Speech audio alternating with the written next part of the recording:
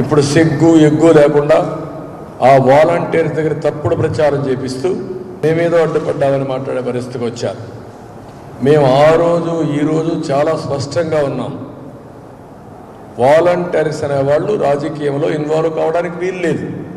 ఇది ప్రజాస్వామ్యం. నడవలేని వాళ్ళని వాళ్ళందరినీ ఇండ్ల దగ్గర ఇస్తా ఉన్నారు. అది ఇవ్వకుండా ఇబ్బందులు పెట్టి కొంతమంది చనిపోయేట్టుగా చేసి శవ రాజకీయాలు చేసిన పార్టీ ఈ పార్టీ. వీళ్ళ డిఎన్ఏలో ఉంది శవ రాజకీయాలు చేయడం, అలవాటు అయిపోయింది ఈ పార్టీకి. శవ రాజకీయాలు చేసేటువంటి సాంప్రదాయం చంద్రబాబుది. జగన్మోహన్ రెడ్డి గారి క్యారెక్టర్ అసాసినేషనే తన లక్ష్యంగా పెట్టుకుని రాజకీయాలు చేస్తున్నాడు. అతనికి ఈ రాష్ట్ర ప్రయోజనాలు కానీ ఈ రాష్ట్ర ప్రజల ప్రయోజనాలు కానీ ఏవి పట్టవు. 3వ తారీఖు ఈవినింగ్ ఇస్తే నిన్న మా ఈవినింగ్కి 86% తీసుకున్నారు. ముందు 2 రోజులు ఏం చేశారు? రమ్మనడం, వెళ్ళడం, మంచాల్లో తీసుకురావడం, పేషెంట్ని వీల్ చైర్లో తీసుకురావడం. ఇది రాజకీయ విన్యాసాలు కాకపోతే ఏంటి? వాళ్ళు బాధపడితే చూసి పైశాచిక ఆనందం పొందడం అంటే ఏంటిది? అంటే ఈ ముఖ్యమంత్రి ఒక సైకో ముఖ్యమంత్రి ఇవ్వద్దని అడ్డు పెడితే అధికార యంత్రాంగం ఎవరైతే ఉన్నారో Jawahar Reddy chief secretary, Dhananjaya Reddy principal secretary, Muralidhar Reddy concern pension సుజాతను వీళ్ళందరూ కలిసి ఇష్టానుసారంగా వీళ్ళని దెబ్బతీసే పరిస్థితికి వచ్చారు. అంటే ప్రజలు ప్రాణాలు తీసే పరిస్థితికి వచ్చారు. పైశాచిక ఆనందం కోసం ఆఫీసర్లు కూడా కొల్లుడై ఇలాంటి దుర్మార్గం చేయడం అనేది చాలా నీచం. అందుకే ఎన్నికల కమిషన్ తరువు ఎంక్వైరీ జరగాలి.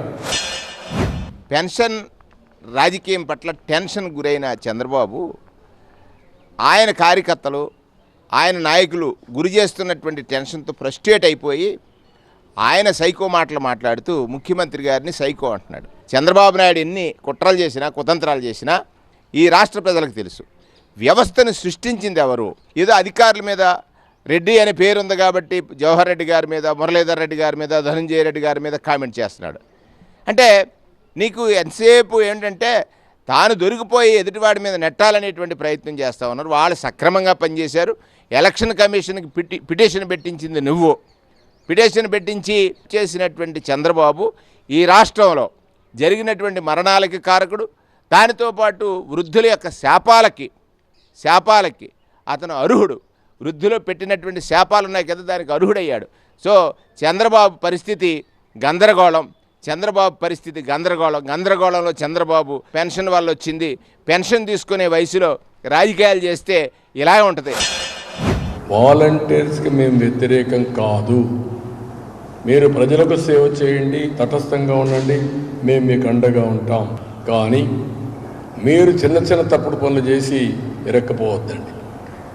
ఇరికిచ్చే ప్రయత్నం జగన్మోహన్ రెడ్డి చేస్తాడు. ఈరోజు మీరు చూస్తే నేనేం చెప్పాను? ఫస్ట్ సంతకం డిఎస్సికి పెడతాను, మెగా డిఎస్సికి. అతనేం చెప్పాడు? వాలంటీర్స్ పెడతాను. Can you understand this?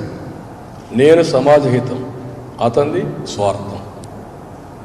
వాళ్ళని రెచ్చగొట్టి వాళ్ళ ద్వారా తప్పుడు పనులు చేపించి రాజకీయ లబ్ధి పొందాలనుకునే వ్యక్తి చంద్రబాబు నాయుడు.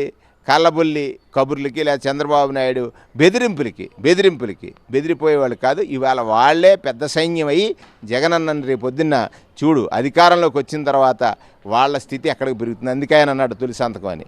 దానికి భయపడిపోయి బెంబేలెత్తిపోయి ఇవాళ ఏదో జైలుకి పంపిస్తాననేటువంటి ఆయన అధికారంలోకి వచ్చేది ఎక్కడ, ఇది జరిగేది ఎక్కడ? అతను అధికారంలో రావడం అనేది కళ, భ్రమ.